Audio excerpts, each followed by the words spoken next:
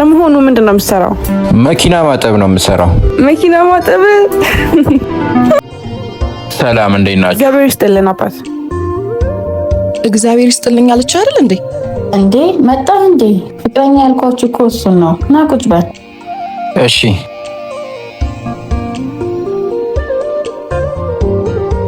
ይሄ ነው ፍቅረኛሽ? ለመሆኑ ምንድነው ለብሶ የመጣው? ለኛ እንኳን ክብር የለውም እንዴ?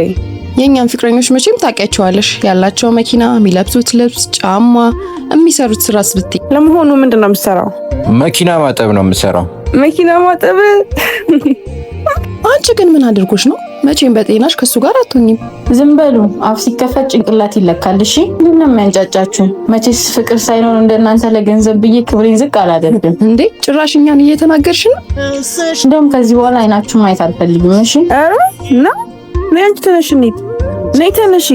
ያንን ጥፋተኛው ጭራሽ እኛን ተናገርሻለሽ። በጣም ይቅርታ ጓደኞችሽ ፊት አዋረድኩሽ አይደል? ሁሉም ሰው የዛሬ ህመሙን ችሎ ችግሩንና ድካሙን ታግሶ የሚቆየው ለነገ ተስፋ ስላለው ነው። ምክንያቱም ህይወት ያለ ተስፋ ወጥም ያለ ጨው አይጣፍጥም እና ነገም ሌላ ቀን ነው። አንተም እንዳይደብርህ።